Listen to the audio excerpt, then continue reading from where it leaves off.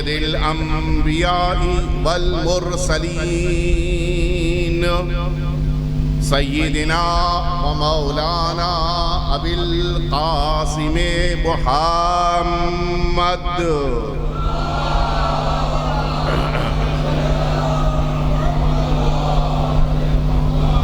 صلی اللہ علیہ وعلی اہل بیتہ الاطیبین الانجبین الذین اذهب اللہ عنہم الرجس وطہرہم تطہیرا.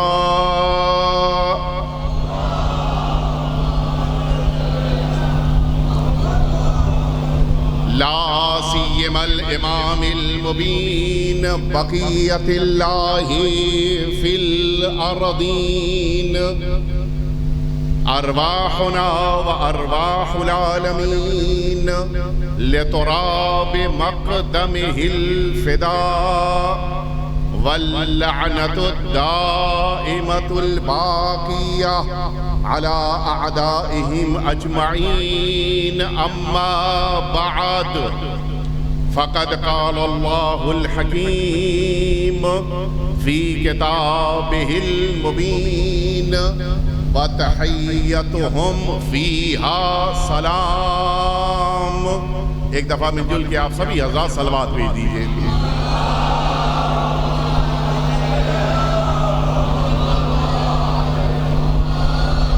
عزیزان محترم، یہ عظیم الشان شب بیداری آپ حضرات کے درمیان اس عظیم شہزادی کی یاد میں کہ جنہیں زندان شام میں مظلومیت کے ساتھ شہادت کا درجہ ملا، یقیناً وہ تمام افراد جو اس شب بیداری میں جس انداز سے بھی شامل ہو رہے ہیں وہ سبھی اس شہزادی سے اجر کے مستحق ہیں کہ جس شہزادی کو اللہ رب العزت نے سرکار سید الشہداء کی بارگاہ تک پہنچنے کے لیے ہم جیسے انسانوں کے لیے بہترین وسیلہ قرار دیا.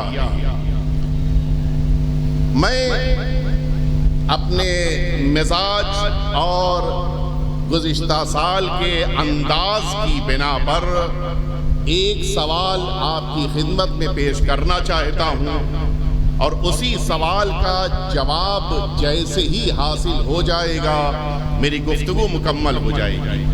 گزشتہ سال بھی میں نے کہا تھا کہ آپ حضرات کو گھڑی دیکھنے کی ضرورت نہیں ہے، بیان جب جواب کے مرحلے میں داخل ہو جائے تو سمجھ لیجئے گا کہ مجلس مکمل ہو گئی. سوال کیا ہے اور اس کا جواب کیسے حاصل کیا جائے؟ سوال بڑا دلچسپ ہے اور وہ سوال ایک ایسا سوال ہے کہ جو غیروں کی طرف سے ان 10 دنوں میں جو آج سے شروع ہو رہے ہیں بے پناہ پوچھا جاتا ہے، اور جس سوال کو جان بوجھ کر ہم لوگوں کے سامنے لایا جاتا ہے تاکہ دیکھیں ان کے پاس اس سوال کا کوئی جواب ہے یا نہیں ہے. اور وجہ بھی آپ کے ذہنوں کو متوجہ کرانے کے لیے عرض کر دوں کہ وجہ یہ ہے کہ ایک بہت بڑا مجمع آنے والا ہے 9 دنوں کے بعد سرزمین کربلا. یہ وہ عظیم الشان مجمع ہے کہ جس مجمع کو دیکھ کر اپنے تو خوش ہیں، بہتوں کے سینوں پہ سانپ لوٹ رہے ہیں، اس لیے کہ وہ مقابلہ کر رہے ہیں ایک اور میدان سے جو پورے آگے مولانا اوپر تشریف لے آئیے، آگے اوپر تشریف لے آئیے مولانا. ایک دفعہ مل جل کے صلوات بھیج دیں آپ حضرات. انیس بھائی آپ بھی اوپر آ ہی جائیے. پورے 2 مہینے پہلے تقریباً ایک اور سرزمین پہ مجمع آتا ہے، لیکن اس سرزمین کا مجمع لاکھوں میں ہوتا ہے، اور 40 کے موقع پر آنے والا مجمع لاکھوں نہیں کروڑوں کی مقدار میں ہوتا ہے. تو انہیں اس بات کا خوف ہے کہ اگر یہ سب ادھر ہی مڑ گئے تو بھی ہمارے وہاں وہ لاکھ بھی گھٹ کے 1000 پہ نہ آ جائیں. لہٰذا وہ شبہات پیدا کرتے ہیں.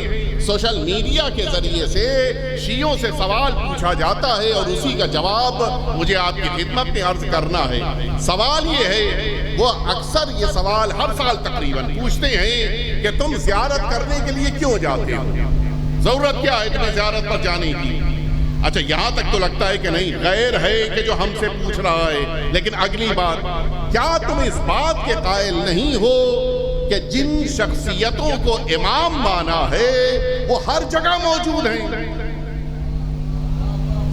ہے کوئی اس کا انکار کرنے والا؟ ہم سبھی اس بات کا عقیدہ رکھتے ہیں کہ معصومین ہر جگہ موجود ہیں. تو اگر معصوم ہر جگہ موجود ہیں تو پھر کیوں جاتے ہو کربلا؟ آپ بتائیں کیوں کربلا جاتے ہو بھائی؟ وہ تو ہر جگہ موجود ہیں. اور یہ عجیب ہے، لفظ زیارت کہتے کسے ہیں؟ زیارت کے معنی ہی یہ ہوتے ہیں کہ کسی سے ملاقات کرنے کے لیے جایا جائے. میں ممبئی سے آپ سے ملنے یہاں تک آیا، آپ کو ملنا ہوتا ہے تو آپ ممبئی آ جاتے ہیں، اس لیے کہ میں بنارس میں نہیں ہوں، آپ ممبئی میں نہیں ہیں. نہیں پتا، متوجہ ہوئے نہیں ہوئے؟ ملاقات کا اس موقع پہ عنوان صدق کرتا ہے کہ جو یہاں ہے وہاں نہیں ہے، وہاں ہے یہاں نہیں ہے، لہٰذا وہاں والا یہاں، یہاں والا وہاں جائے گا.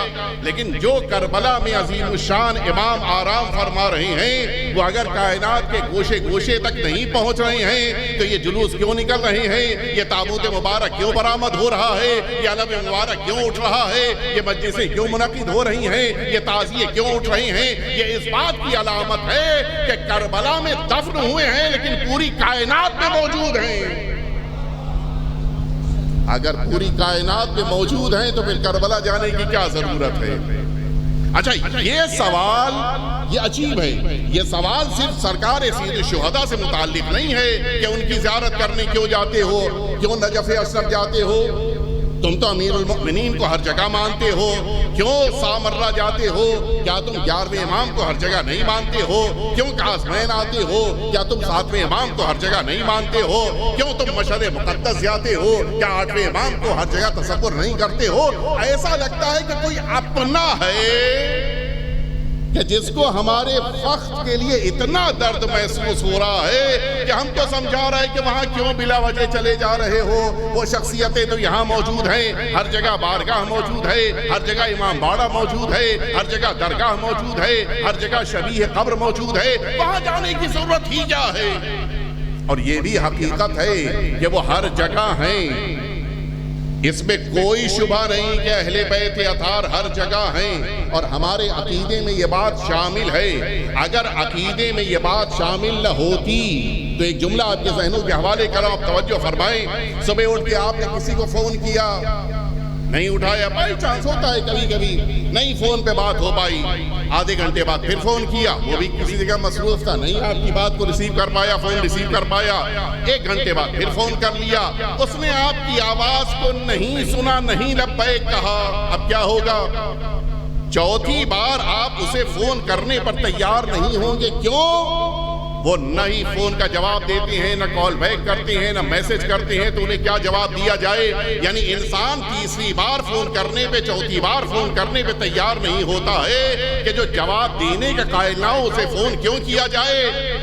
یہاں صبح اٹھ رہے ہیں تو یا علی مدد، شام کو آ رہے ہیں تو یا علی مدد، رات کو رہے ہیں یا علی مدد. یہ بار بار علی کو پکارنا بتا رہا ہے. اگر پہلی بار پکارنے پہ مدد نہ کی ہوتی تو ہم بار بار نہ بلاتے. صلوات بیت محمد و آل محمد پہ.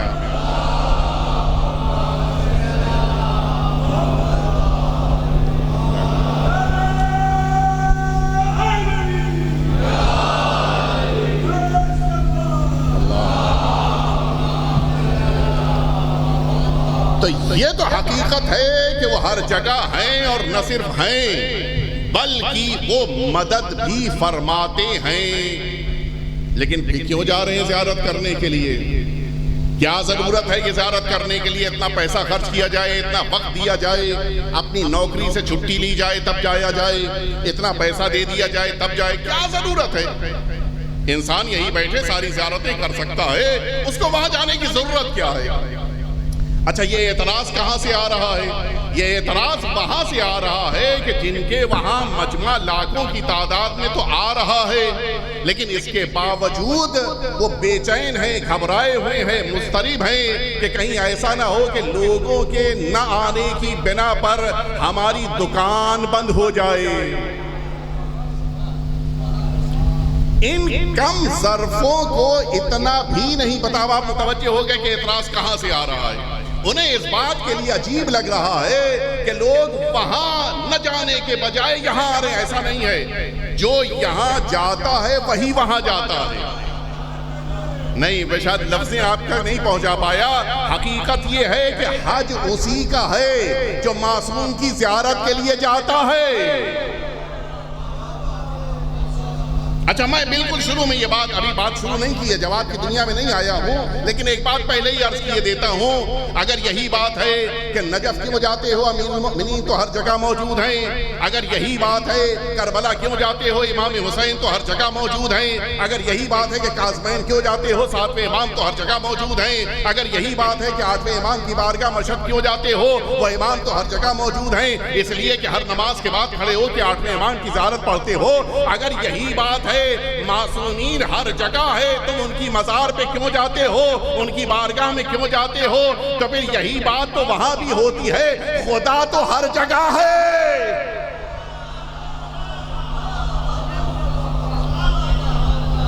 صلوات بیٹے محمد والے محمد پہ۔ بالکل جاننے کی بات ہے، اگر واقعی طور کے اوپر یہی بات ہے تو ذات پروردگار تو ہر جگہ موجود ہے۔ کون انکار کر سکتا ہے کہ اللہ ہر جگہ نہیں ہے؟ جب اللہ ہر جگہ ہے،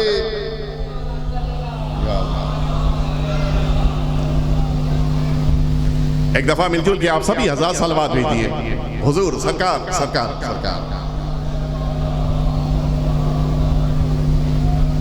ایک دفعہ اس سے بہتر صلوات بھیج دیں آپ حضرات۔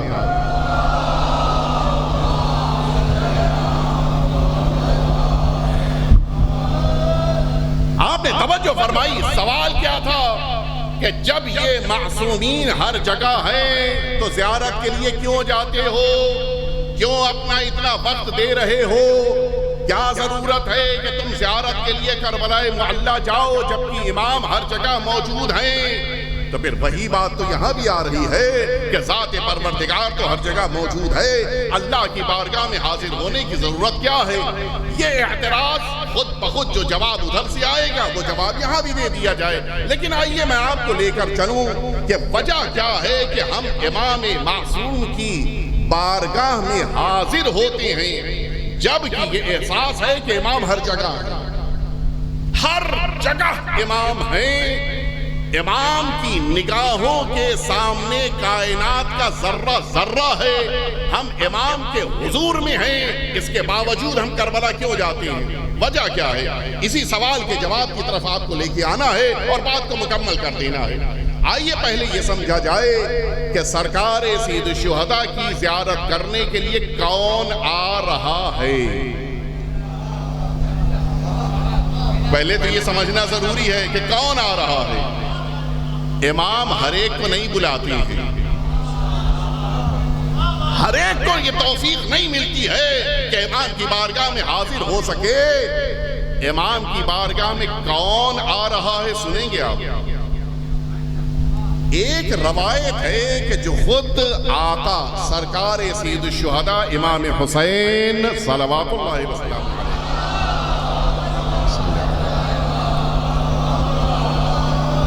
مولا نے بیان فرمائی ہے، آقا فرماتے ہیں کہ میں اپنے جد امجد حضور ختمی مرتبہ حضرت محمد مصطفیٰ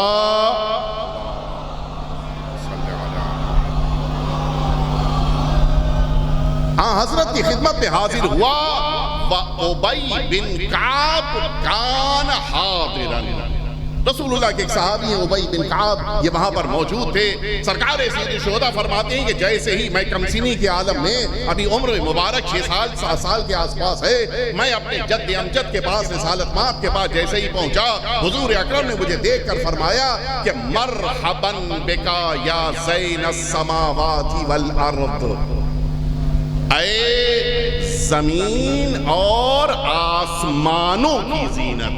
اللہ اکبر، ایک آسمان نہیں، سارے آسمانوں کی زینت، تم کو خوش آمدید کہتا ہوں۔ ابی بن کعب کو بڑا تعجب ہوا، یا رسول اللہ آپ کے ہوتے ہوئے کیا کوئی اور بھی آسمانوں کی زینت بن سکتا ہے؟ فرمایا حضور اکرم نے کہ ابی بن کعب تمہیں کیا پتا، والذی بعثنی بالحق نبیا، جس ذات نے مجھے نبی بنا کر کائنات میں بھیجا، اس ذات واحد کی میں قسم کھا کر کہتا ہوں، کیا ان الحسین ابن علی اعظم ما اعظم فی السماوات ممن ہوا فی الارض، میرا حسین آسمانوں میں زمین سے زیادہ عظمت رکھتا ہے۔ لوگوں کو پتہ ہی نہیں ہے، معلوم نہیں ہے۔ یہ کب فرما رہے ہیں؟ یہ ابھی شہادت سے پہلے فرما رہے ہیں۔ ابھی سرکار سید الشہداء کی عمر مبارک 6 سال 7 سال کی ہے، اور اس کے بعد فرماتے ہیں پہچانو حسین کون ہے؟ وَاسْمُهُ مَكْتُوبٌ عَنْ يَمِينِ الْعَرْشِ، اللہ کے عرش کے دائیں طرف میرے حسین کا نام لکھا ہوا ہے۔ آپ نے کچھ غور فرمایا یہ نام کیوں لکھا گیا ہے؟ دیکھیے آپ سب کے مزاج میں ہوگا، اور سبھی تقریباً غیر ارادی طور پر، تقریباً غیر ارادی طور پر ہوتا ہے کہ انسان اپنے گھر کے دروازے پہ اسٹیکر لگاتا ہے، جو اسٹیکر پسند آئے گا وہی لگائے گا۔ میں بہت سے نام نہیں لوں گا، لیکن آپ متوجہ ہو جائیں گے۔ آپ کس کا نام اپنے دروازے پہ لگاتی ہیں؟ آپ بتا دی کس کا نام گھر کے دروازے پہ آپ نے اسٹیکر کے طور پہ لگایا ہے؟ اچھا یہ عجیب چیز ہے، ہم سمجھ پائیں نہ سمجھ پائیں، یہ جو مانگنے والے فقیر ہوتے ہیں یہ خوب پہچانتے ہیں، خوب پہچانتے ہیں۔ دروازے پہ یا اللہ لکھا ہوا ہے، اب میں اس سے پیچھے اور نہیں جاؤں گا، یا اللہ سے شروع کر رہا ہوں۔ اگر یا اللہ لکھا ہے، البتہ بامبے میں تو آپ جانتے ہیں کہ ایک بلڈنگ میں سارے مزاج والے، سارے مذہب والے رہتے ہیں، تو دروازہ پہچان پہچان کے ان کے دروازے پہ ان کے بھگوان کا نام لے لیا جائے، ان کے دروازے پہ ان کے خدا کا نام لے لیا جائے۔ وہ بڑے ماہر ہوتے ہیں، انہوں نے دیکھا، ایک فقیر نے دیکھا کہ دروازے پہ یا اللہ لکھا ہے، کہ اللہ کے نام سے مانگو تو ملے گا۔ ایک دروازے پہ اس نے دیکھا کہ یا رسول اللہ بھی لکھا ہے، کہ یہاں پہ رسول اللہ کا ماننے والا رہتا ہے، لہٰذا آپ رسول اللہ کا نام لو گے تو اب تمہیں اس دروازے پہ کچھ مل جائے گا، کہا جائے گا رسول اللہ کا صدقہ دے دو۔ فقیر یہی تو کہے گا نا۔ اور اگر اس دروازے پہ پنجتن کا نام لکھا ہے پھر کیا کرے گا وہ؟ اب وہ سمجھ جائے گا کہ اس گھر میں رہنے والے پنجتن کو اتنا مانتے ہیں کہ اگر پنجتن کے نام پر مانگا جائے تو وہ عطا کر دیں گے۔ اللہ رب العزت نے عرش پر حسین کا نام لکھا ہے۔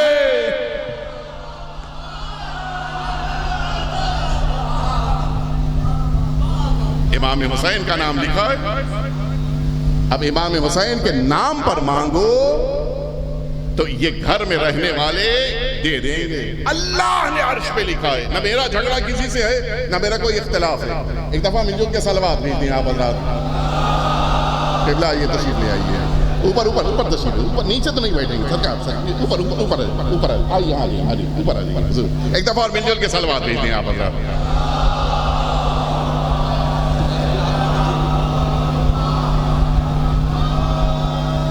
کیا لکھا ہوا ہے اب یہ بھی سن لیجئے۔ سرکار رسالت مآب فرما، اچھا میں اپنے موضوع سے باہر نہیں جا رہا ہوں، کیوں کہہ رہا ہوں ابھی عرض کرتا ہوں میں۔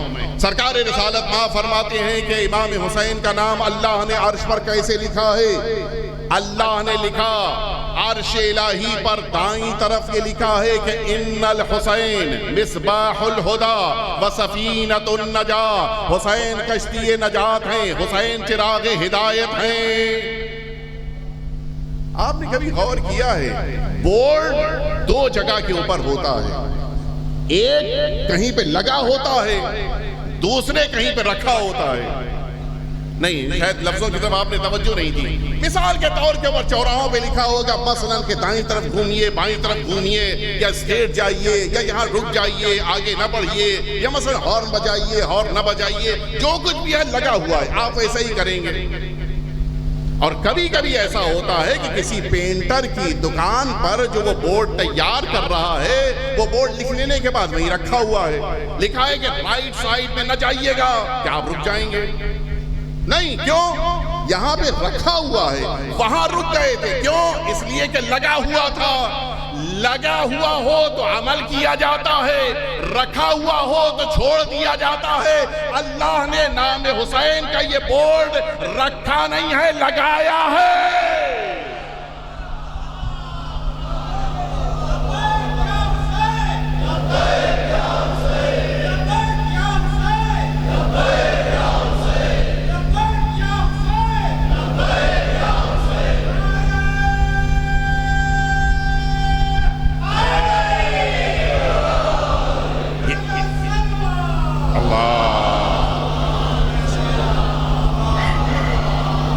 یہ ایک مرحلہ۔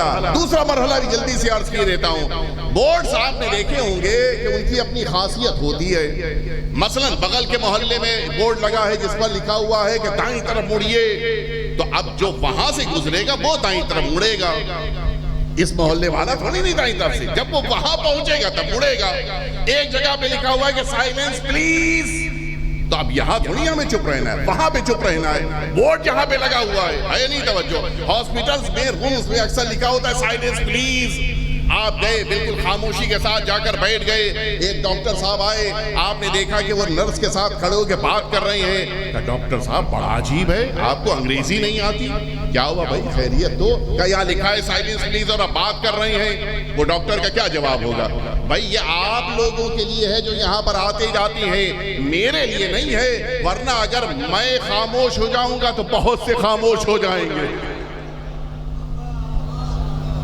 بورڈ جہاں لگا ہو وہیں والوں سے متعلق ہوتا ہے۔ اب آپ انصاف سے بتائیے، یہ بورڈ اللہ نے عرش الہی پر لگایا، اس کا تعلق کس سے ہے؟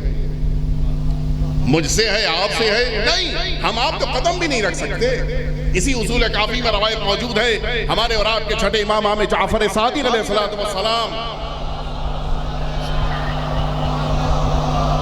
مولا فرماتے ہیں کہ عرش الہی اس وادی کا نام ہے کہ جس وادی میں قدم رکھنے کے لیے عصمت کی شرط ہے۔ ہم جیسے گناہگاروں کا وہاں پہ گزر نہیں ہے، ہم جیسے گناہگار نہیں جا سکتے۔ یہ عجیب وادی ہے، اللہ نے اپنے نیک بندوں کو، مقدس بندوں کو، انبیاء کو، اولیاء کو اور خاص ملائکہ کو اس جگہ پہ رکھا ہے۔ اب آپ سمجھے، اس جگہ پر انبیاء موجود ہیں، اس جگہ پہ ملائکہ موجود ہیں، اس جگہ پہ اولیاء موجود ہیں جو اللہ کے خاص بندے ہیں۔ ہم سمجھے تھے کہ حسین صرف ہم جیسے گناہگاروں کے لیے چراغ ہدایت ہیں، پتہ یہ چلا انبیاء اور ملائکہ کے لیے بھی حسین چراغ ہدایت ہیں۔ اور شاید یہ جملہ آپ کو سنگین لگ رہا ہو، آئیے میں اسی کامل الزیارات کی روایت کی طرف، یہیں تک مجھے لے کے آنا تھا، کامل الزیارات کی روایت کی طرف لے کر آ جاؤں۔ مرحوم قمی نے یہ جملہ لکھا ہے، اس مرحوم بابا قمی نے پوری روایت لکھی ہے، ہمارے اور آپ کے چھٹے امام سے بھی روایت ہے اور پانچویں امام سے بھی، دو معصوم سے روایت ہے۔ البتہ لفظیں کچھ بعض جگہوں پہ الگ الگ ہیں، لیکن میں جو روایت پڑھا ہوں کامل الزیارات کی روایت ہے۔ فرمایا کہ ما من نبی ولا ملک الا وهم يسألون الله ان يأذن لهم، کوئی بھی ملک نہیں ہے، کوئی بھی نبی ایسا نہیں ہے جو اللہ رب العزت کی بارگاہ میں کھڑے ہو کے یہ نہ کہے کہ خدا را مجھے زمین پہ جانے کی اجازت دے دے۔ دو لفظیں ہمارے بامبے میں استعمال ہوتی ہیں، یقیناً آپ کے درمیان بھی ہوں گی، ایک پوش ایریا، ایک سلم ایریا۔ پوش ایریا ماشاءاللہ سے بالکل ویل مینٹین ہوتا ہے، بڑا اچھا، بڑی اچھی سوسائٹی ہوتی ہے. اور سلم ایریا وہ ہوتا ہے کہ جس میں مثال کے طور پہ وہ لوگ رہتے ہیں کہ جہاں بہت زیادہ کلچر نہیں ہے، بہت زیادہ اچھا نہیں سمجھا جاتا. اگر کسی انسان کو ری ڈیولپمنٹ کے لیے یا ایسا ہوا کہ اس کی بلڈنگ دوبارہ بننے جا رہی ہو، تو ایسے موقع پہ اگر گھر بدلنا ہو تو کیا ہوتا ہے؟ پوش ایریا والا سلم ایریا میں آتا ہے یا سلم ایریا والا پوش ایریا جاتا ہے؟ بتائیے. یا اور آسان کر دوں، وہ علاقہ کہ جس علاقے میں غریب طبقہ رہتا ہے، وہاں والا جب کوئی نکلتا ہے تو ہمیشہ امیر طبقے کے علاقے میں جاتا ہے. امیر طبقے والا اپنے جیسے علاقے میں جگہ تبدیل کرتا ہے، کبھی اوپر سے نیچے کی طرف نہیں آتا ہے. عرش الہی کا مقابلہ اگر زمین سے کیا جائے تو وہ تو پوش ایریا ہے. زمین مقابلہ کرے گی. کیا اللہ کو حق نہیں ہے کہ تم پوش ایریا چھوڑ کے کیوں زمین پہ جانا چاہتے ہو؟ اور اب آپ اس زمین کی عظمت کو محسوس کریں. یہ انبیاء اور ملائکہ کہتے ہیں کہ خدا را ہمیں زمین پہ جانا ہے تاکہ فرزند رسول حسین ابن علی کی قبر کی زیارت کریں. یہ ہے عظمت اس عظیم الشان بارگاہ کی. اور پھر چھٹے امام فرماتے ففوج ینزل وفوج یعرج. فوج در فوج، یہ انبیاء اور ملائکہ عرش الہی کے چاروں طرف رہنے والے، آسمانوں کی بلندیوں میں رہنے والے، یہ سب زمین کی طرف آتے ہیں، نازل ہوتے ہیں. وَيَعْرُجْ، مولا نے یہ نہیں فرمایا یسعد. البتہ ایک روایت میں یسعد آیا ہے، لیکن میں جو روایت پڑھ رہا ہوں جو 3 جگہ وارد ہوئی ہے اس میں یسعد نہیں ہے، اس میں یعرج ہے. ہمارے بزرگ عالم دین موجود ہیں، اجازت سے پڑھ رہا ہوں. دیکھیے عربی زبان میں اوپر جانے کے لیے یسعد استعمال ہوتا ہے. توجہ ہے نہیں؟ یعنی اوپر کی طرف گئے. یعرج خاص معنی رکھتا ہے. یعرج عربی زبان کا ایک ایسا لفظ ہے کہ جس کا روٹ ورڈ، جس کا مصدر العروج ہے، جس کو آپ اپنی زبان میں استعمال کرتے ہیں معراج. کاش آپ کے ذہن متوجہ ہو جائیں. امام نے یہ نہیں فرمایا کہ یہ سب آسمانوں کی طرف واپس جاتے ہیں، بلکہ مولا فرما رہے ہیں یہ فوج در فوج امام حسین کی بارگاہ میں زیارت کرنے کے لیے نازل ہوتے ہیں. اور زیارت حسین کی بنا پر یہ سارے انبیاء، یہ سارے ملائکہ یہ معراج پاتے ہیں. آپ نے غور فرمایا؟ ایک معراج اور ہے کہ جس میں ہمارے آخری پیغمبر زمین کی وادیوں سے عرش الہی تک تشریف لے گئے ہیں. اور یہ معراج جو ہر شب جمعہ ہو رہی ہے، یہ معراج کہاں سے کہاں تک ہو رہی ہے؟ یہ عرش الہی سے امام حسین کی بارگاہ تک ہو رہی ہے. مجھے جملہ کہنے دیجئے، اگر زمین سے معراج چاہیے ہے تو عرش الہی پر جانا ہوگا. عرش والوں کو معراج چاہیے ہے تو حسین کی بارگاہ میں آنا ہوگا.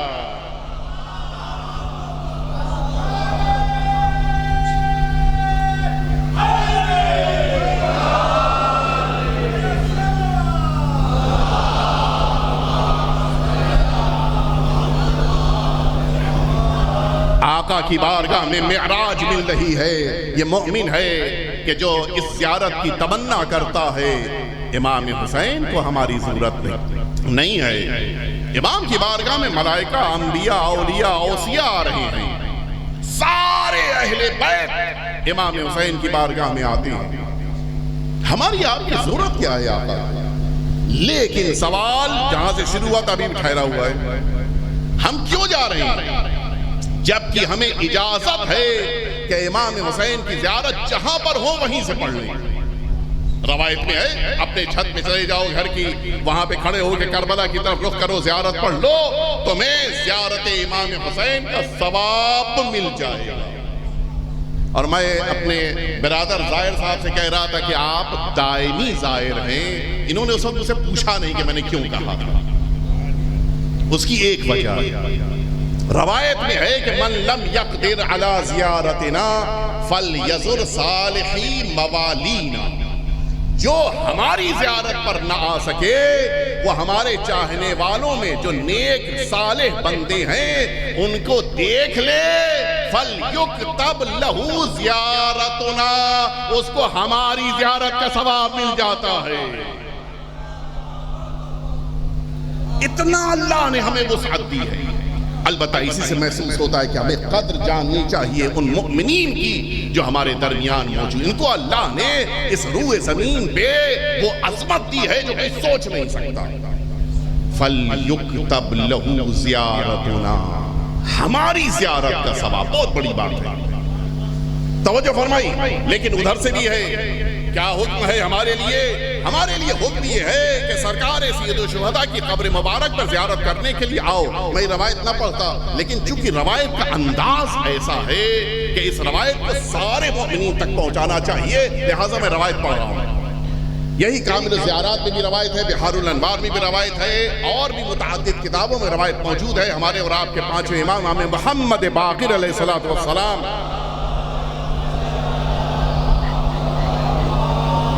مولا فرماتے ہیں کہ مرو شیعتنا بزیارت قبر ابی عبداللہ الحسین،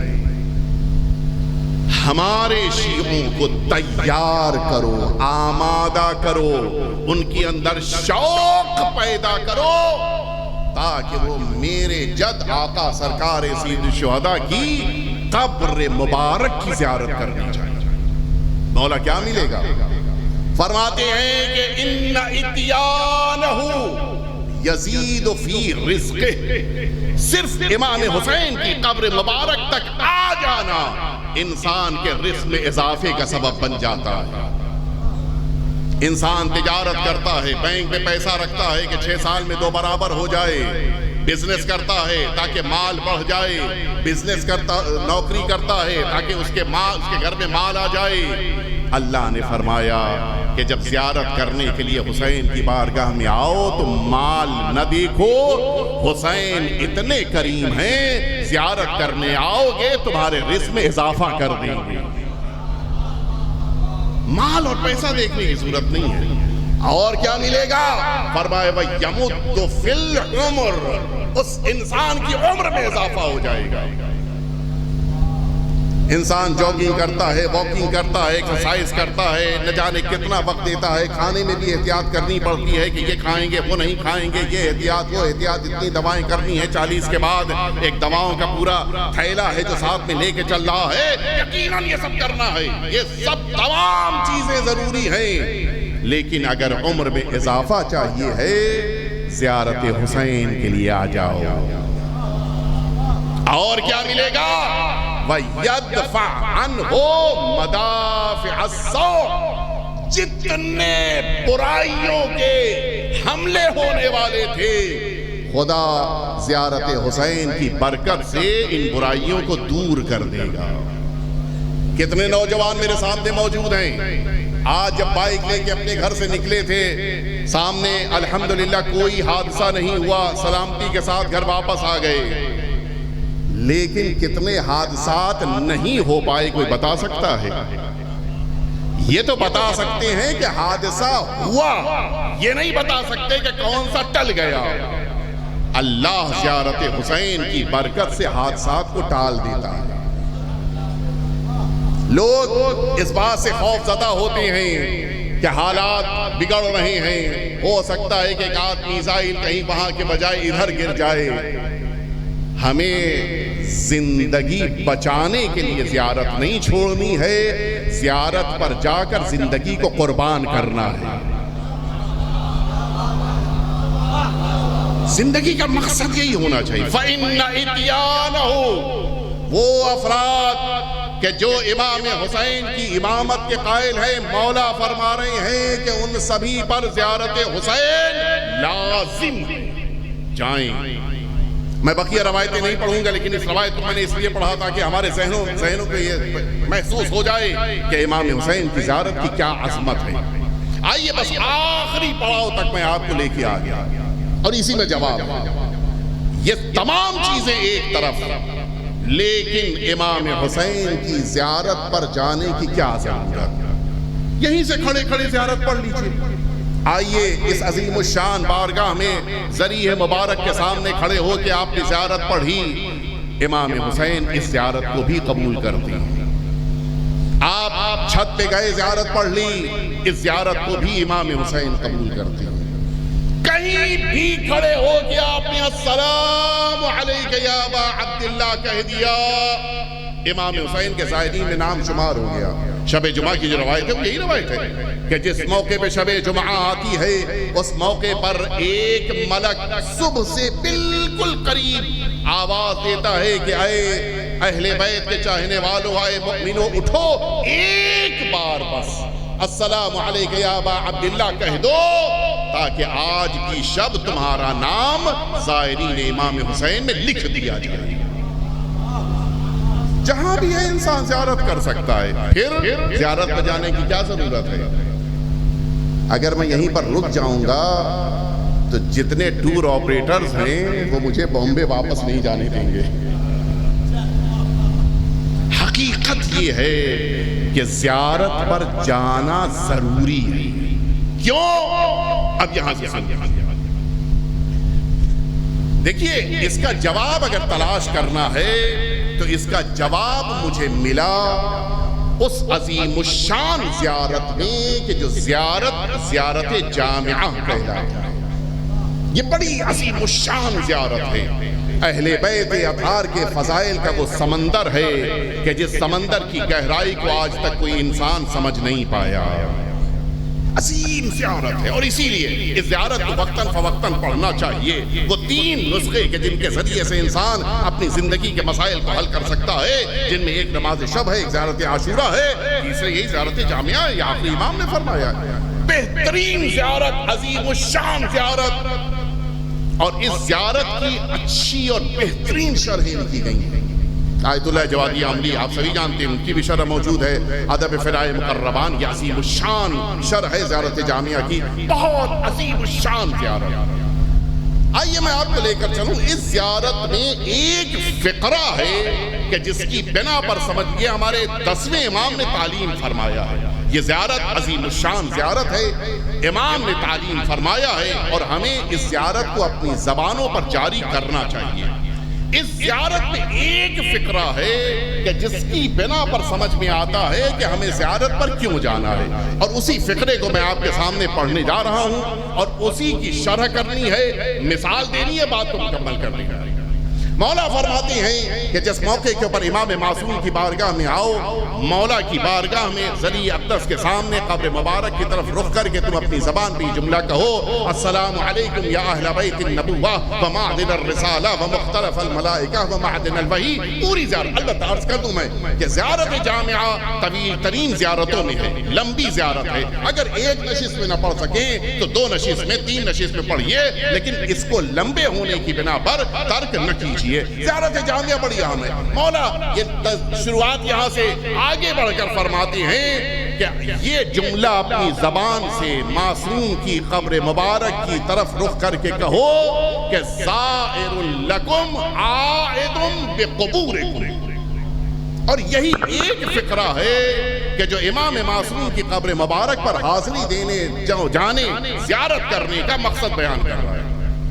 وہ فقرہ کیا ہے؟ اے اہل بیت اطہار, میں آپ کی زیارت کے لیے اور آپ کی قبر پر پناہ لینے کے لیے آیا ہوں.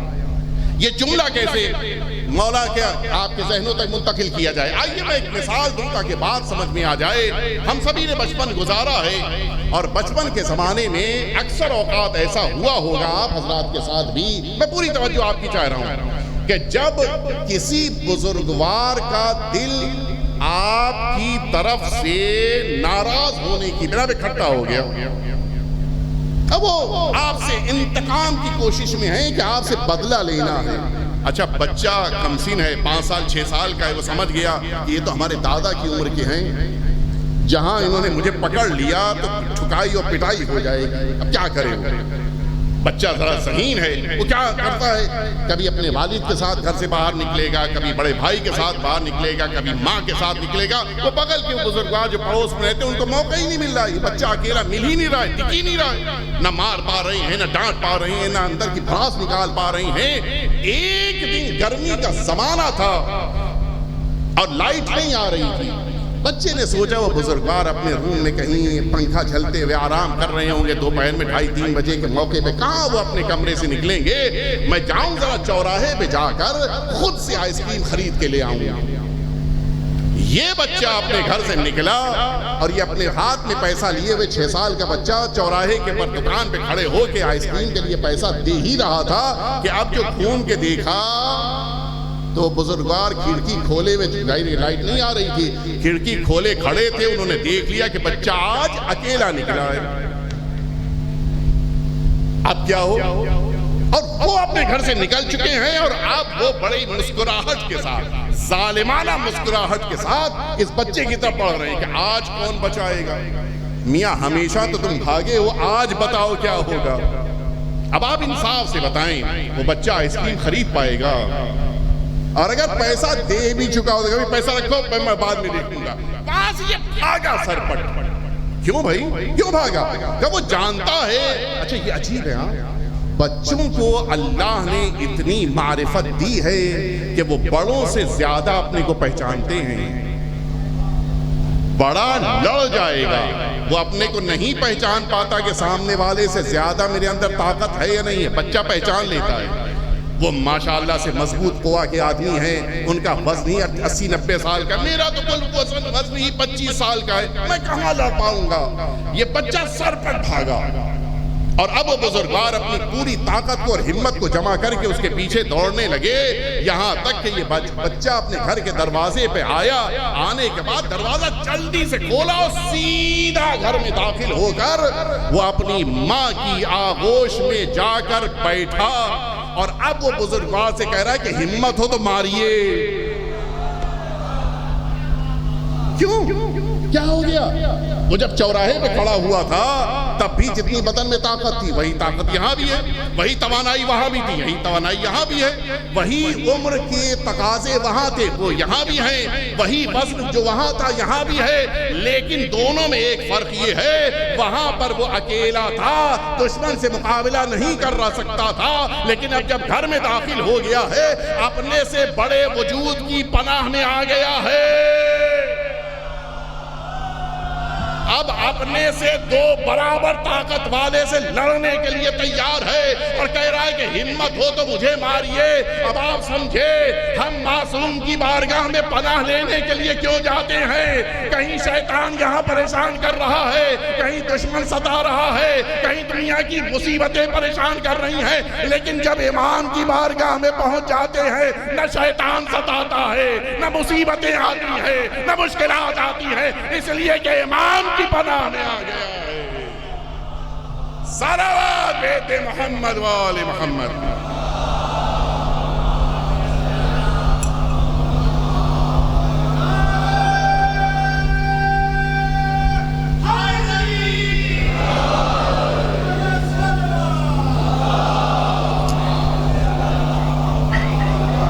امام کی قبر مبارک پہ آ کر پناہ لینے والا، اور اسی لیے زیارت سے واپس آنے کے بعد 6-8 مہینے تک اثر رہتا ہے انسان پہ۔ اور ایک اور میں مثال دے دوں آپ کے ذہن متوجہ کرنے کے لیے، بڑی احتیاط سے لفظیں ادا کر رہا ہوں۔ ہمارے بامبے شہر میں کہی دیتا ہوں 31 دسمبر نیا سال شروع ہونے سے جسٹ پہلے والی رات بہت بڑا مجمع ہوتا ہے۔ کتنا بڑا؟ 35,000 کا مجمع، بہت وہاں کے لیے بہت بڑا مجمع ہے، اتنا بڑا مجمع۔ اور سن میں کیا ہوتا ہے، 1 جنوری آ گئی، اچھے خاصے لوگ ہیں، کوئی ان میں سے نہیں، 35,000 میں سے اچھے خاصے لوگ وہ ہوتے ہیں کہ جو سیدھے گھر نہیں جاتے ہیں، وہ پولیس اسٹیشن جاتے ہیں۔ کوئی شکوہ کر رہا ہے کہ میری پاکٹ مار لی گئی، کوئی شکایت کرنے آیا ہے کہ میری ناموس پہ حملہ ہو گیا، کوئی یہ بات کہہ رہا ہے کہ میرا پیر کچل دیا گیا، کوئی کہہ رہا ہے کہ انہوں نے مجھے کوہنی مار دیا، کوئی کہہ رہا ہے کہ انہوں نے میری ناک پھوڑ دیا، کوئی کہہ رہا ہے کہ میرا موبائل چوری ہو گیا۔ یہاں 35,000 کے مجمع میں اتنی FIR درج ہوتی ہے، وہاں 2.5-3 کروڑ کا مجمع آ جاتا ہے، نہ کسی کو کوہنی لگتی ہے، نہ کسی کا پرس مارا جاتا ہے، نہ کسی کی ناموس پہ حملہ ہوتا ہے، نہ کسی کی عزت ضائع ہوتی ہے۔ یہ دونوں میں فرق کیوں ہے؟ فرق یہ ہے بقیہ جگہوں کا مقابلہ کربلا سے نہ کرنا، بقیہ جگہوں پہ شیطان، کربلا میں حسین کی حکومت ہے۔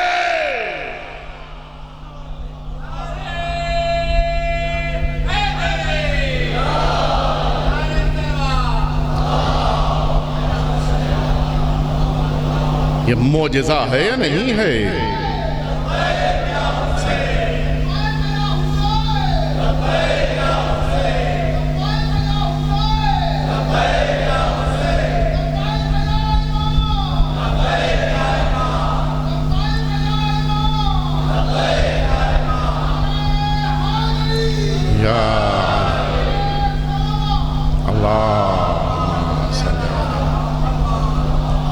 عجیب مرحلہ ہے آقا کی بارگاہ میں آ جانے کے بعد انسان خود اندر سے گناہوں سے دور ہو جاتا ہے۔ ہم اس لیے امام کی قبر مبارک پہ جا کر پناہ لیتے ہیں۔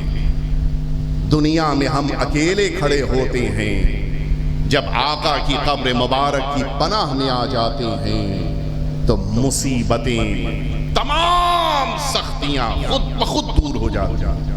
آپ انصاف سے بتائیں، 2-2.5 کروڑ کا مجمع کہیں آئے اور واپس چلا آئے، نہ کسی کو پانی کم پڑے، نہ کسی کو بستر کم پڑے، نہ کسی کو چادر کم پڑے، نہ کسی کو تکیہ کم پڑے، نہ کسی کو جگہ کی شارٹیج ہو جائے۔ سب کہتے ہیں کہ میں زیارت امام حسین کر کے آیا ہوں۔ ذرا سا کسی گھر میں، یہاں تو کم ہوتا ہے، ہمارے وہاں زیادہ ہوتا ہے، بامبے میں کسی گھر میں شادی ہوتی ہے تو 2-4 گھر کرائے پہ لیے جاتے ہیں، محلے میں ہوٹل بک کرائے جاتے ہیں۔ کیوں؟ اس لیے کہ تعداد زیادہ ہے، گھر چھوٹا ہے، وہاں عجیب صورتحال ہے۔ آپ چیک کر لیجئے کربلا کی کیپیسٹی کتنی ہے۔ کربلا کی ایک شہر کی ایک محدود کیپیسٹی ہوتی ہے، اس کا رقبہ کم ہوتا ہے، چھوٹا ہوتا ہے۔ 2-4 گاؤں کرائے پہ لیے جانے چاہیے کہ حسین کے زائر آ رہے ہیں، تم سب اپنے اپنے گاؤں چھوڑ دو تاکہ ان زائرین کو وہاں پر روکا جائے۔ لیکن عجیب ہے، نہ گاؤں خالی کرائے جاتے ہیں، نہ لوگوں سے کچھ کہا جاتا ہے، بلکہ حسین کے زائر آتے ہیں، زیارت کر کے واپس چلے جاتے ہیں، کسی کو کچھ کم نہیں پڑتا ہے۔ دنیا حیرت زدہ ہے۔ پھر وہیں پہ واپس جانا جہاں سے شروع کیا تھا، دنیا حیرت زدہ ہے۔ جہاں لاکھوں کا مجمع ہوتا ہے، وہاں پہ ایک بھگدڑ میں ہزاروں مر جاتے ہیں۔ دیکھا ہے نہیں دیکھا ہے؟ ایک بھگدڑ ہوئی، متوجہ میں کہاں کی بات کر رہا ہوں؟ اور یہاں کروڑوں کا مجمع آتا ہے۔ میں نے جلدی سے، میں عرض کروں وقت میرا پورا ہو رہا ہے، میں نے ایک عراقی اس میں بیٹھا تھا، وہ بیٹھے تھے ہوٹل میں آ کر، کچھ وہ فوج اس کے پولیس کے افسر تھے، وہ بیٹھے تھے آ کے اپنا آرام کر رہے تھے، واش روم گئے تھے میرے ہوٹل کے، وہیں چونکہ تھا اس زمانے میں قلعہ زینبیہ کے پیچھے وہ ہوٹل تھا رافدین، اس میں آ کر بیٹھے تھے۔ میں آیا، ملاقات ہوئی، بات ہوئی، اچانک، یعنی کوئی پہلے سے ملاقات کا ارادہ نہیں تھا، بیٹھ گیا، بات شروع کی۔ میں نے ان سے پوچھا تمہارا گھر کہاں ہے؟ تو پولیس کا جو بڑا افسر تھا پوچھتا ہے کہ، کہتا ہے کہ سید کہاں کا گھر، کب کا گھر؟ میں نے کہا کیوں، کیا 2 گھر ہیں؟ کہا ایک وہ گھر ہے جس میں سال بھر رہتے ہیں، دوسرا کیا دوسرا وہ گھر ہے کہ جو گھر ہی نہیں ہے؟ میں نے کہا یہ کیا مطلب ہوا؟ کہا سال بھر جس گھر میں رہتے ہیں، 40 کے آنے سے پہلے ہم 10 دن میں تو یہاں رہتا ہوں، کہ میرے بیوی بچے اپنے گھر کو صاف ستھرا بالکل تیار کر کے، بستر وغیرہ سب آمادہ کر کے، تالا ڈال کے بغل کے موقع میں دے کے چلے آتے ہیں کہ جتنے زائر آئیں ان کو یہاں پر رکانا۔ میں نے پوچھا خود تمہارے بیوی بچے؟ کہا ہم لوگ کربلا میں آ کے زمین پہ سوتے ہیں۔ یہ عجیب جذبہ ہے۔ دنیا میں ایسے خدمت گزار آپ کو کہیں نہیں ملیں گے۔ امام حسین نیتوں میں خلوص ڈال دیتے ہیں۔ میرا وقت تقریباً پورا ہو رہا ہے اور مجھے نہیں پتا کہ مجھے 1 گھنٹے سے جانا چاہیے، اوپر نہیں جانا چاہیے، لیکن ایک واقعہ سن لیجیے۔ تاکہ آپ کو احساس ہو کہ جس شہزادی کے مصائب آپ سننے کے لیے یہاں پر جمع ہوئے ہیں ان کے دل میں زیارت کا کتنا شوق رہا ہوگا۔ ایک کتاب ہے اسرار الشہادہ، مرحوم دربندی علیہ رحمت الرضوان اپنے زمانے کے فقیہ گزرے ہیں، انہوں نے یہ کتاب لکھی ہے، بڑی تفصیل سے مقاتل کو جمع کر کے انہوں نے ایک مقتل تیار کیا ہے سرکار سید الشہداء کو، اس میں کچھ واقعات بھی لکھی ہیں، اور یہ واقعہ ناسخ التواریخ میں بھی موجود ہے اور بھی کتابوں میں موجود ہے، ہندوستان سے متعلق ہے۔ البتہ مرحوم دربندی نے صرف یہی لکھا ہے کہ ایک ہندوستان کا تاجر، لیکن بقیہ کتابوں میں حیدرآباد لکھا ہوا ہے کہ حیدرآباد کا رہنے والا یہ انسان، اور مجھے یاد ہے کہ 2014 میں جس موقع پر یہ واقعہ میں نے کربلا معلیٰ میں پڑھا تھا، پتہ یہ چلا کہ وہ خاندان آج بھی کربلا میں موجود ہے، وہ خاندان آج بھی موجود ہے۔ اور اتفاق یہ کہ 2019 میں مجھے وہ تصویر بھی ملی، اس زمانے میں تصویریں بنائی جاتی تھی ہاتھ سے، اس نواب کی، اس تاجر کی تصویر بھی ملی کہ جو کربلا منتقل ہوئے تھے، مجھے میرے پاس موجود ہے، 2019 میں مجھے تصویر ملی۔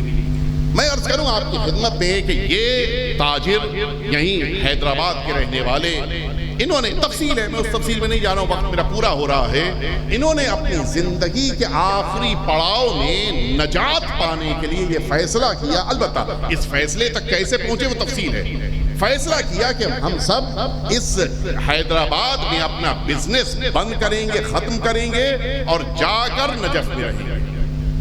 پہلے خود تیار ہوئے، پھر زوجہ تیار ہوئی، پھر بچے تیار ہوئے، پھر بھائی بہن بھی تیار ہوئے، سب لوگ مل کے کربلا معلیٰ کے لیے نکلے، سارا سامان لے کے وہاں پہنچے، اور وہاں پہنچنے کے بعد انہوں نے ایک گھر لیا، اس گھر میں انہوں نے اندرونی حصے میں خود قیام کیا، بیرونی حصہ جو تھا اس میں دکان کھول دی، بچوں سے کہا کہ تم لوگ اس میں سامان رکھ کے فروخت کرو، تم اپنی تجارت اپنا بزنس کرنا، ہمارے پاس اتنا پیسہ ہے کہ ہمیں بزنس تجارت کی ضرورت نہیں ہے، نہ ہم تمہاری تجارت میں دخالت کریں گے، نہ تم ہم سے کوئی پیسہ مانگنا، ہم اپنی زندگی تم اپنی زندگی، رہیں گے ساتھ میں۔ اور اب طریقہ کار یہ تھا اس بزرگوار کا کہ صبح میں سرکار وفا کی بارگاہ میں آ جاتے تھے، دوپہر تک سرکار وفا کی بارگاہ میں بیٹھ کے زیارت کرنا، نماز ظہرین پڑھنا، اس کے بعد گھر آ کر کھانا وغیرہ کھانا، کچھ دیر کے بعد پھر چلے جانا۔ اور اس زمانے میں یہ گنج شہداء اور ساتھ ہی ساتھ یہ جناب حبیب ابن مظاہر، ان دونوں اور امام حسین کی قبر مبارک، آپ جانتے ہیں کہ ان دونوں کے درمیان سرکار سید الشہداء کی قبر مبارک ہے، اس زمانے میں پردہ پڑا ہوا تھا، یعنی ڈیوائیڈ کرنے کے لیے باقاعدہ پردہ ڈالا گیا تھا۔ یہ آتے تھے شہداء کی قبر کے اوپر بیٹھتے تھے، وہاں گریہ کرتے تھے، فریاد کرتے تھے، مغرب تک بیٹھتے تھے، اس کے بعد کچھ دیر آ کر جناب حبیب کی قبر پہ بیٹھتے تھے، واپس ایک دن، دو دن، ایک ہفتہ، دو ہفتہ، ایک مہینہ، 2 مہینے، 6 مہینے گزر گئے، سب کی زیارت نہیں کی تو آقا حسین کی زیارت۔ یہ بڑا عجیب، کوئی ایسا بھی انسان ہو سکتا ہے کہ جو کربلا آئے اور آقا حسین کی قبر مبارک کے اوپر نہائے؟ ممکن ہی نہیں، کسی کو سمجھ ہی نہیں آ رہا تھا۔ اچھا 6 مہینے ہو گئے تھے، یہ بات میں اپنی طرف سے کہہ رہا ہوں کہ تھوڑی بہت وہ عربی بھی سمجھنے لگے تھے اور عراقیوں سے بات بھی ہوتی تھی، عراقی سمجھاتے بھی تھے جہاں مل جاتے۔ اچھا یہ بات ایسی نہیں تھی جو چھپی رہ جائے، سب کو پتا چل گیا کہ یہ ہندی آیا ہے جو زیارت امام حسین کے لیے نہیں جاتا، سب سمجھاتے تھے، لیکن کوئی جواب کسی کو نہیں دیتے تھے۔ یہاں تک کہ لکھا ہے مرحوم دربندی نے کہ نقیب الاشراف سید مرتضیٰ کا زمانہ تھا، یہ نجف اشرف سے کربلا زیارت کے لیے آئے ہوئے تھے، اور اس زمانے میں لوگوں کی زبانوں سے گزرتی ہوئی یہ بات ان کے کان تک پہنچی، ایک ہندی آیا ہے زیارت پہ نہیں جاتا۔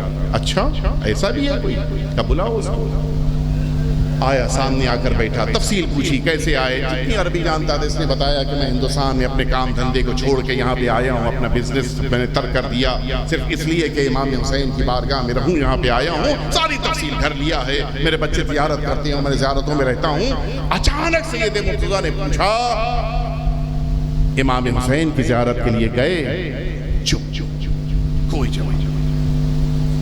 سید مرتضیٰ کو احساس ہوا کہ شاید اس کو زیارت امام حسین کی عظمت نہیں پتا ہے، لہٰذا سید مرتضیٰ نے روایتیں، 5ویں امام کی روایت، 6ٹھے امام کی روایت، 4تھے امام سے یہ بیان، 8ویں امام کی روایت، ساری روایتیں، ظاہر ہے کہ مجتہد مرجع ہیں، ساری روایتیں ازبر ہیں، سب سنانی شروع کر دی، خاموش بیٹھے رہے، بالکل کوئی جواب نہیں۔ سید مرتضیٰ کو غصہ آنے لگا، انہوں نے کہا یہ بتاؤ تم دنیا میں کس کی بات مانتے ہو؟ ظاہر ہے تقلید، اسی لیے تقلید کی اہمیت ہے، مجتہد اسی لیے ضروری ہوتا ہے انسان کو متوجہ کرانا کے لیے بھی۔ بہت سی باتیں ہو سکتا ہے کبھی کبھی ہم لوگ متوجہ نہ ہو پائیں، مجتہد کے ساتھ رہنا انسان کے لیے اسی لیے فائدہ بخش ہے۔ کس کی بات؟ کیا سرکار آپ کی بات کہ اگر میری بات مانتے ہو میں ابھی حکم دے رہا ہوں، یہاں سے اٹھو، گھر جاؤ، کپڑا لو، نہر فرات پہ آؤ، غسل کرو، لباس تبدیل کرو، اور جو مستحبات آداب ہیں ان کو بجا لاتے ہوئے آج جا کر میرے جد امام حسین کی زیارت اٹھا اپنی جگہ سے، بادل ناخواستہ اپنی جگہ سے اٹھا، آیا گھر پہ کپڑا لیا، لباس لیا، نہر فرات پہ آیا، غسل کیا، لباس تبدیل کیا، جو آداب زیارت ہیں ان زیارت کے آداب کو انجام دیتا ہوا اب یہ دھیرے دھیرے حرم کی طرف بڑھ رہا ہے۔ اور اس دن کربلا کا عالم ہی عجیب ہے، انداز ہی بدل گیا، لوگ اپنی اپنی دکانیں چھوڑ کر اس کے پیچھے چل رہے ہیں کہ دیکھیں آج ہوتا کیا ہے۔ اتنے دنوں کے بعد ایک زائر امام حسین کی مبارک قبر تک جا رہا ہے، آج ہوگا کیا؟ لوگ پیچھے پیچھے چل رہے ہیں، یہ آگے آگے جا رہا ہے۔ اور جب امام حسین کے حرم میں زری کے سامنے پہنچا، اب دور کھڑا ہے، یعنی بالکل قریب نہیں پہنچا، صحن میں پہنچا ہے، امام حسین کی زری اقدس دکھائی دے رہی تھی، وہیں پہ کھڑے ہو کے اب اس نے اپنے دل کا درد بیان کیا۔ کہتا ہے آقا یہ بات نہیں ہے کہ مجھے آپ کی زیارت کا احساس نہیں ہے، آقا اگر مجھے آپ کی زیارت کی عظمت نہ پتہ ہوتی تو میں آپ کے لیے اپنا وطن چھوڑ کے یہاں نہ آتا، آقا میں صرف اور صرف آپ کی محبت میں اپنا وطن چھوڑ کے یہاں پہ آیا ہوں۔ اور اس کے بعد کہتا ہے کہ آقا میرے اتنے دنوں تک آپ کی بارگاہ میں نہ آنے کی صرف ایک وجہ تھی، وہ وجہ یہ تھی، سن سکو گے عزادارو؟ کہتا ہے کہ آقا اس کی صرف ایک وجہ، وہ وجہ یہ مولا میری ان آنکھوں میں اتنی طاقت نہیں ہے کہ میں آپ کی قبر مبارک کو دیکھ سکوں۔ کہتا ہے اہذا مقتل ابی عبداللہ، اہذا مصرع ابی عبداللہ، کیا یہی وہ جگہ ہے جہاں پہ زہرا کے لاڈلے کو قتل کیا گیا؟ یہی وہ جگہ ہے جہاں پہ سکینہ کو یتیم کر دیا گیا؟ اور یہ کہتے کہتے زمین کربلا پہ گرا اور وہیں پہ ختم ہو گیا۔ ایک زائر حسین اتنی مدت کے بعد قبر حسین پہ آ رہا تھا، لیکن وہ بھی امام حسین کی قبر مبارک کو نہ دیکھ سکا، وہیں کے اوپر گرا اور ختم ہو گیا۔ آپ انصاف سے بتائیں وہ بچی جو شام کے زندان میں سو گئی، اگر وہ بچی کربلا میں اپنے بابا کی قبر مبارک پہ آ جاتی، اس ننھی سی بچی کا کیا عالم ہوتا۔ عزادارو ایک جملہ اور سنتے جائیے، یہ ننھی سی بچی وہ مظلومہ ہے۔ ہر بچی جب اپنے باپ کے جنازے پہ آتی ہے تو جسم کے ساتھ سر کو دیکھتی ہے، لیکن یہ وہ مظلومہ بچی ہے جس نے بابا کے جسم کو کربلا میں دیکھا، سر کو شام کے زندان میں دیکھا۔ کتنی تمنا تھی اس ننھی سی بچی کو اپنے بابا سے ملنے کی۔ ہائے رے سکینہ شام کے زندان میں سو گئی۔ آج ایک بچے سے بھی پوچھا جائے تو یہی کہے گا مجھے آقا حسین کی زیارت کے لیے جانا ہے۔ ہائے رے سکینہ دنیا کے بچے بھی چاہتے ہیں کہ قبر حسین تک خود کو پہنچا دیں، لیکن ننھی سی 4 سالہ بچی ہے جو بابا کو یاد کرتی رہی، لیکن ظاہری طور پہ بابا کی قبر تک نہ پہنچ سکی۔ اسی لیے جب زائر کربلا آتے ہیں، بہت سے ایسے زائر ہیں کہ جو امام حسین کی زری کے سامنے کھڑے ہو کر یہ آواز دیتے ہیں آقا میں خود اپنی طرف سے نہیں سکینہ کی نیابت میں زیارت پڑھ رہا ہوں۔ اے آقا وہ ننھی سی بچی جو آپ کی قبر تک نہ پہنچ سکی، اس کی نیابت میں زیارت پڑھنے کے لیے آیا ہوں۔ ہاں عزادار ہو یہ بچی اتنی مظلومہ ہے، میدان کربلا سے چلی ہے، اس نے اپنے بابا کے جنازے کو دیکھا ہے، بار بار بہار یہ چاہتی ہے کہ اپنے بابا کے جنازے کے ساتھ رہے، لیکن یہ بچی کو اپنے بابا کے ساتھ نہ رہنے دیا گیا۔ عزاداروں، شام غریباں کے ہنگام میں جب یہ ننھی سی بچی میدان کربلا میں آگے بڑھ رہی تھی، اس نے خود کو اپنے بابا کے جسم تک پہنچایا، اور جب پھوپھی نے یہ پوچھا تھا اے بیٹی تم نے کیسے پہچانا، اس لیے کہ پہچاننے کے لیے یا سر چاہیے یا پھر لباس چاہیے۔ اے میرے بابا، میرے حسین کے جسم پہ تو نہ لباس ہے نہ سر ہے۔ پھوپھی نے پوچھا اے بیٹی تم نے کیسے پہچانا؟ فرماتی ہیں سکینہ اے پھوپھی اماں، جب رات آئی میں اپنے بابا کو ڈھونڈنے کے لیے جنگل میں ٹہل رہی تھی، آگے بڑھ رہی تھی، اچانک ایک نشیب سے آواز آئی الیہ الیہ یا بنیا، اے بیٹی سکینہ آ میرے قریب آ جا۔ ننھی سی بچی اپنے بابا سے لپٹ گئی۔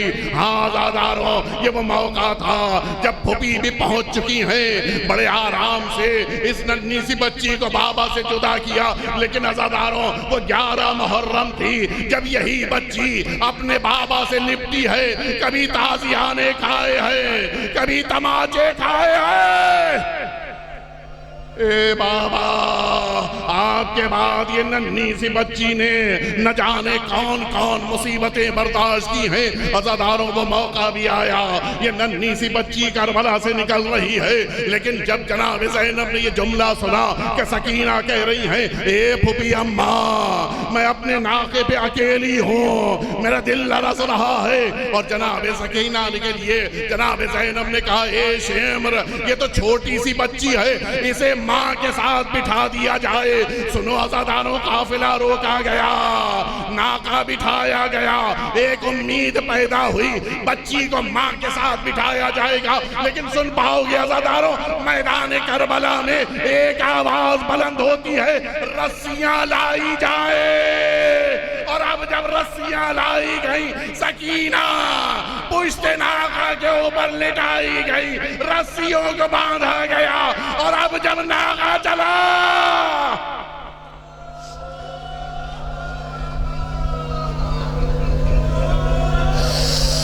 یہ رسیاں ننھی سی بچی کے جسم میں اترنے لگی۔ اے پھوپھی اماں،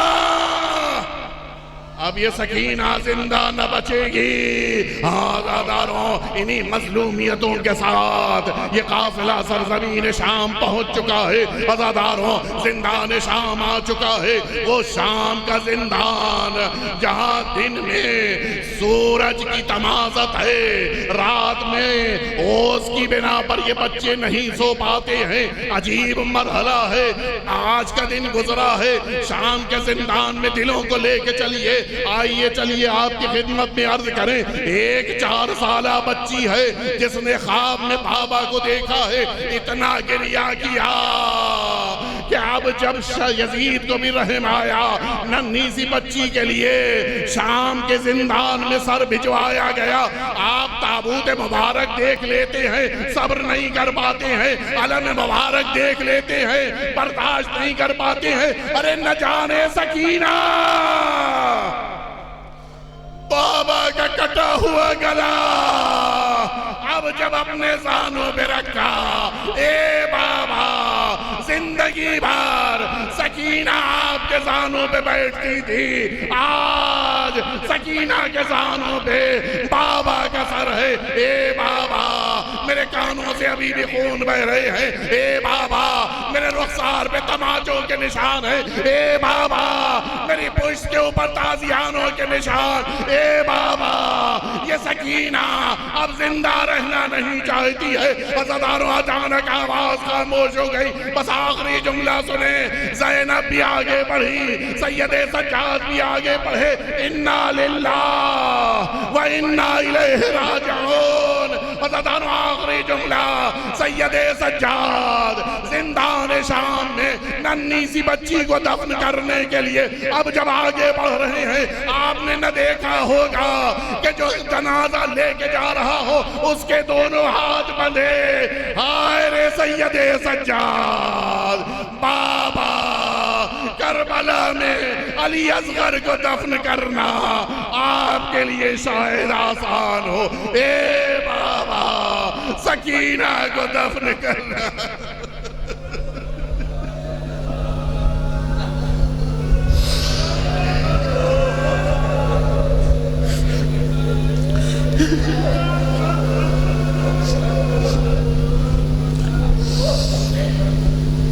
ألا لعنة الله على القوم الظالمين وسيعلم الذين ظلموا أي منقلب ينقلبون إلهي بحق الزهر وأبيها وبعلها وبنيها والسر المستودع فيها پروردگار وارث حسین کے ظہور میں تعجیل فرما۔